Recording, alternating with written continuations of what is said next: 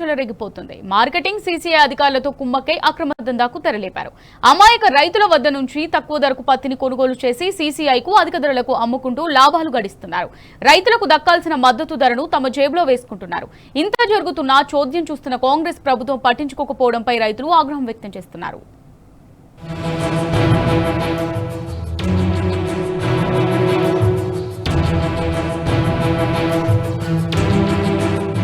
తెలంగాణలో పత్తి రైతులకు మద్దతు ధర దక్కకుండా దళారుల మాఫియా అడ్డుకుంటున్నది. నల్గొండ జిల్లాలో పత్తి మాఫియాతో కలిసి మార్కెటింగ్ శాఖ అధికారులు, జిన్నింగ్ మిల్లుల యాజమాన్యాలు చేతులు కలిపి అందిన కాడికి దోచుకుంటున్నారు.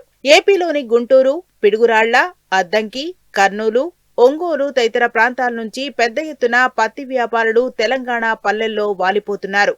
రైతులను భయభ్రాంతులకు గురిచేసి తక్కువ ధరకు పత్తిని కొంటున్నారు. క్వింటా పత్తికి కేవలం 4 నుండి 5,000 రూపాయలు మాత్రమే చెల్లిస్తున్నారు. రేవంత్ సర్కార్ కూడా అనేక కొర్రీలు పెడుతూ పత్తి రైతుల్ని వేధిస్తుంది. దీంతో విసిగిపోయిన రైతులు గ్రామాల్లోకి వచ్చిన ఏపీ వ్యాపారులకు పత్తిని అమ్ముకుంటూ ఆర్థికంగా నష్టపోతున్నారు. రైతు కష్టపడి ఎంతో కష్టపడి తన జీవితాంతం తను అందులో ఆ పంట మీదనే పెట్టి శ్రమంతా పంట మీద పెట్టి మరి తను ఆ రైతు పత్తిని ఏరుకొని పోయి మార్కెట్లో అమ్ముకుందామంటే కొనుగోలు కేంద్రాలు లేనటువంటి పరిస్థితి. దీంట్లో దళారు వ్యవస్థ అనేది బాగా బలపడుతున్నటువంటి పరిస్థితి.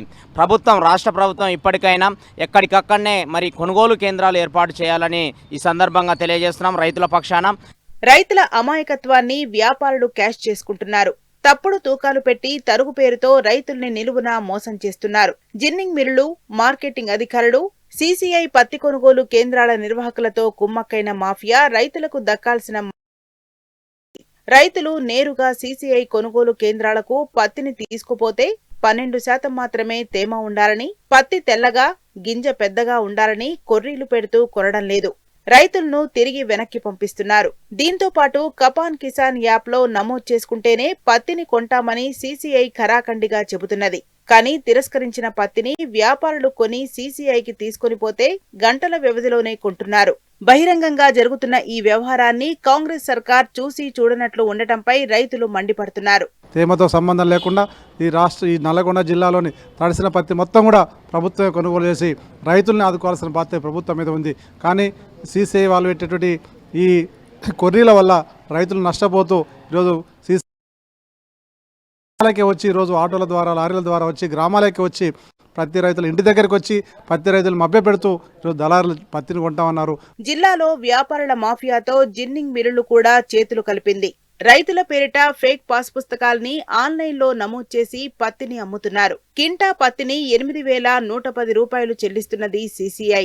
రైతులు తెచ్చినప్పుడు తిరస్కరిస్తున్న సీసీఐ అధికారులు అదే పత్తిని వ్యాపారులు తీసుకొస్తే మాత్రం ఎలాంటి కొర్రీలు పెట్టకుండా కొంటున్నారు. ఈ అక్రమ దందాపై ప్రభుత్వం పట్టించుకోకపోవడంపై రైతులు ఆగ్రహం వ్యక్తం చేస్తున్నారు.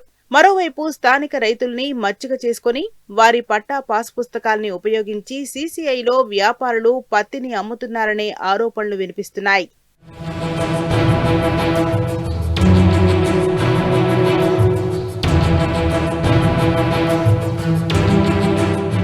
పత్తి మాఫియా అక్రమ దందాను అడ్డుకోవలసిన విజిలెన్స్ అధికారులు నిద్రపోతున్నట్టు నటిస్తున్నారు.